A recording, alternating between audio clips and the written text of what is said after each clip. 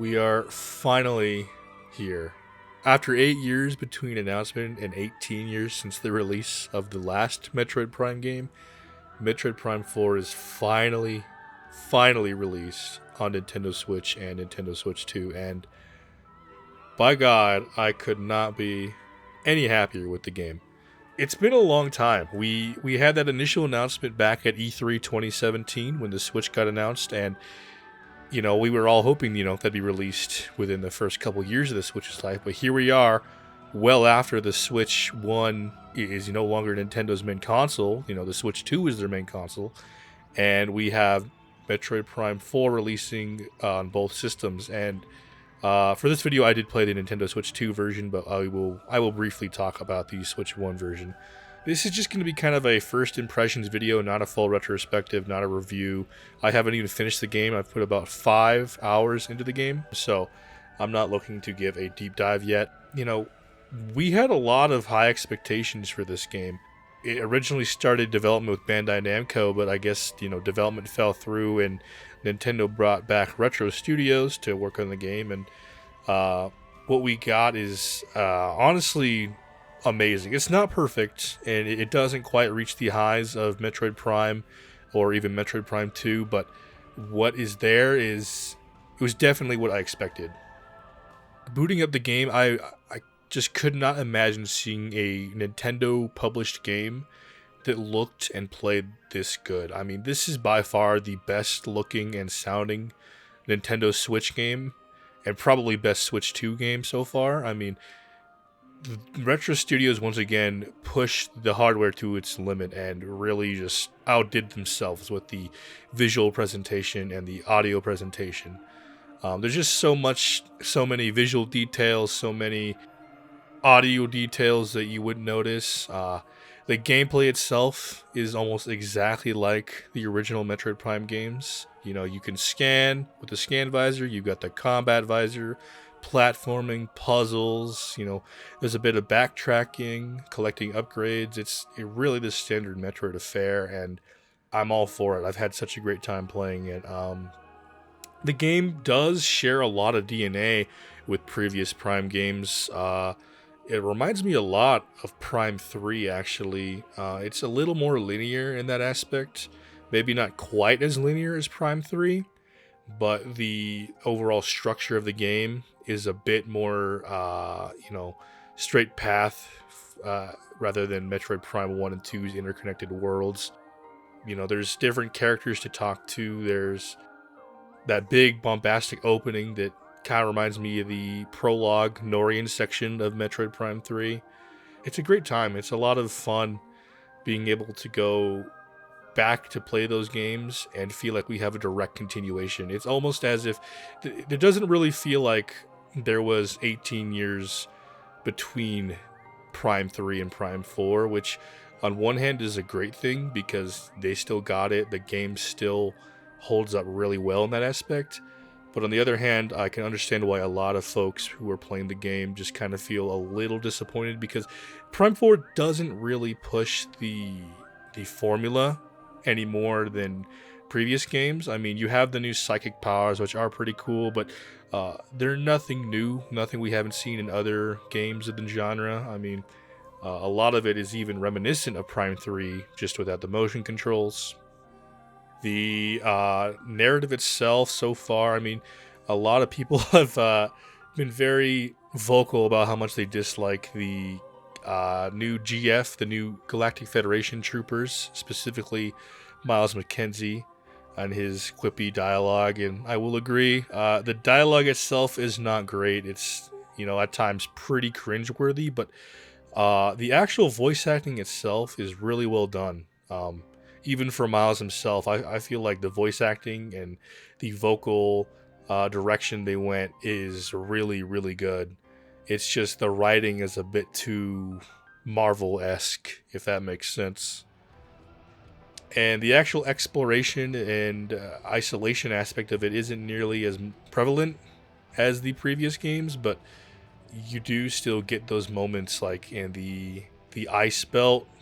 God, that section of the game is fantastic. It's a very creepy and eerie part of the game, very reminiscent of Metroid Prime 2. and even a little bit of Halo there. And speaking of Halo, there's a lot of Halo influence here. I think a couple 343 devs worked on this game. The music and atmosphere is something I have to give, immense praise for. One problem I had with Metroid Dread was, as much as I love that game, its soundtrack was just a bit too atmospheric for me. There wasn't a lot of melodic tracks. Prime 4 does fantastic in that aspect, and there are so many good tracks in this game that I know I'll be listening to, along with the previous 3 Metroid Prime games. There's just a lot of little, fan servicey things. You hear it and you're like, oh man, I remember hearing that sound when I played Metroid Prime back in 2002.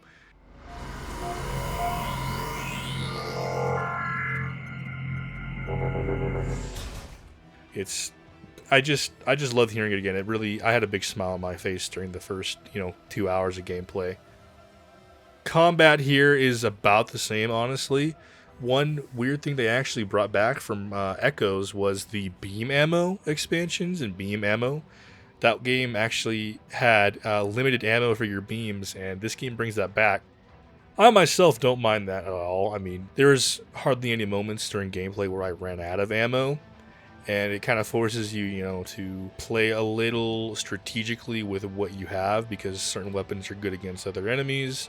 Certain weapons are, effective at solving puzzles, so you kind of have to make sure you have some beam ammo on hand, and all the beams actually share ammo this time around, which is pretty interesting. Enemy encounters feel very Metroid Prime. I will say the enemies in this game are very, very aggressive, and you take a lot of damage in this game. This might be one of the harder Metroid Prime games. Definitely up there with Prime 2, maybe not as hard as that game, but it's way more difficult than Metroid Prime 1 or Prime 3, for sure. Now, the big elephant in the room is the open world, the Soul Dunes, the desert area? I'm not sure how I feel about this. Most of the consensus online is negative. People don't like it. And I don't know what is with Nintendo and even the larger gaming space's obsession is with making every game open world. I don't think it's necessary. It worked fantastically for Zelda, and that's great. I'm okay with an open world Zelda game. But then you got games like Gears of War. Gears 5 was open world. Why was that game open world? I really did not like the open world in Gears 5. Halo Infinite did not need to be open world. Prime 4 probably did not need this open world area. It's like I've seen it compared to Hyrule Field from Ocarina of Time, and it is very similar in that aspect. It's very, open and empty. There's not very much to do. There's a couple different upgrades you can find here, but there's nothing to explore or find really. It just serves as a connection for all the different areas, and I don't think it's as egregious or disconnected as the ship and planet stuff in Metroid Prime 3. I would have really liked to have an interconnected world like Metroid Prime 1 and 2. That is part of the reason why I think those games' structure works so dang well. Another concern I had was Nintendo locking features behind Amiibo again. I guess there's, some music that you can play in the desert section that's locked behind the Samus Bike Amiibo. Why, Nintendo? Why are we still locking features behind Amiibo? I just think it's just a little silly to lock things behind a $30 piece of plastic. And one other thing I wanted to mention, this game's getting a lot of hate online, and I'm not sure if that's from the core Metroid fan base or if that's for the larger gaming space. But I really like Prime 4. I'm a huge Metroid fan. Metroid Prime trilogy, I got that when I was probably 11 years old, and I played the shit out of all 3 of those games. Metroid Prime 1 is probably one of my favorite games of all time. So seeing Prime 4 turn out as well as it did, that's all I could ask for. It made me very happy to see. It is a good time. It is a Metroid game. It's not going to push the boundaries. It's not going to do anything new. For sure, it's no Metroid Prime original, but it is a worthy game, and anyone saying an 80 on Metacritic is bad is just wrong. That is still a good game. Performance on Switch 2 was fantastic. 4K 60, it was locked, beautiful. Game looked crisp. I had no frame drops at all. The game ran and felt amazing. The 120 hertz mode on Switch feels pretty good, but I didn't find myself using it as I don't have a 120 hertz capable display. And as for the Switch 1, I did play a little bit of the Switch 1 version. The game also runs great on there. You know, it's a little blurrier, but it does stay at a dang near locked 60 FPS. So I gotta commend Retro once again for sticking to releasing the game on the originally advertised system and making it run and look as good as it does. If you're looking to get into Metroid Prime and you've never played them, Prime 4 is a great time. Play the game, support Metroid, you know, tell Nintendo we want more fucking Metroid games, please. Thank you guys for watching so very much. This was a little bit of a different kind of video. I typically make longer retrospective videos. You can expect a more scripted deep dive into the Metroid Prime series, which I'm planning for next year. So definitely give me a like and a subscribe if you're interested in that. And feel free to join the channel. I just opened up channel memberships if you are interested in supporting me in any way, shape, or form. I appreciate any of it. Thank you guys so very much, and I will see you again next time. Bye-bye.